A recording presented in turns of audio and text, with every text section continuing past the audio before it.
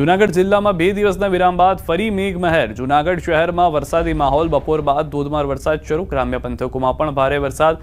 માણાવદર 2 કલાકમાં 1.5 ઇંચ વરસાદ। ગિરનાર પર્વત ઉપર 10 mm વરસાદ નોંધાયો છે।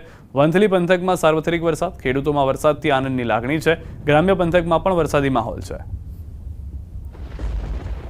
દિવસના વિરામ બાદ જૂનાગઢ શહેર અને જિલ્લામાં ફરી વરસાદી માહોલ શરૂ થયો છે। ત્યારે છેલ્લા 1 કલાકથી જૂનાગઢ શહેરમાં મેઘો અંધાધાર વરસી રહ્યો છે। જે રીતે આપ દ્રશ્યોમાં જોઈ શકો છો કે જૂનાગઢ શહેરની અંદર મેઘમહેર ફરી શરૂ થઈ છે, તો જિલ્લાની અંદર પણ સાર્વત્રિક વરસાદ છે। માણાવદરની વાત કરીએ તો માણાવદરમાં છેલ્લા 2 કલાકની અંદર 1.5 ઇંચ જેટલો વરસાદ વરસ્યો છે, તો વંથલી પંથકમાં છૂટો છવાયો વરસાદ વરસી રહ્યો છે અને હજુ પણ વરસાદી માહોલ જિલ્લા અને ગ્રામ્ય પંથકમાં યથાવત જોવા મળી રહ્યું છે।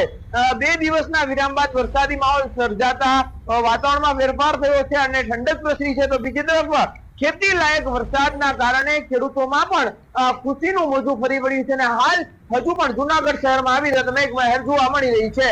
અમાર બખાઈ ન્યૂઝ 18 ગુજરાતી જૂનાગઢ।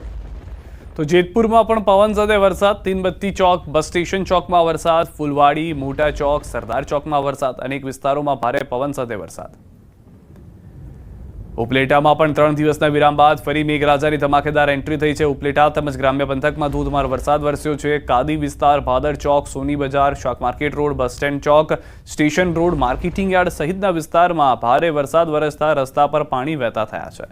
આ તરફ ઉપલેટાના ગ્રામ્ય વિસ્તાર ચીખલિયા, હાડફોડી, સમઢિયાળા, લાઠ, ભીમોરા, ગુંટેજ, મજેઠી, ડુમિયાણી, કાથરોટા સહિતના ગ્રામ્ય વિસ્તારમાં ધોધમાર વરસાદ વરસ્યો છે। વરસાદને લઈને ખેડૂતોએ વાવેતર કરેલ કપાસ, મગફળી, સોયાબીન, એરંડા પાકમાં ફાયદો થશે।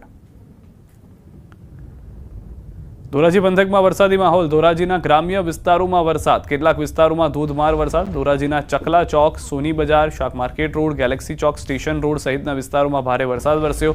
ધોરાજીમાં ભારે વરસાદને લઈને રોડ ઉપર પાણી વહેતા થયા છે। ગ્રામ્ય વિસ્તારમાં ભૂતવડ, ફરેણી, તોરણિયા, ગુંડાળા, નાની પરબડી સહિત ગ્રામ્ય વિસ્તારમાં ધોધમાર વરસાદ શરૂ થયો।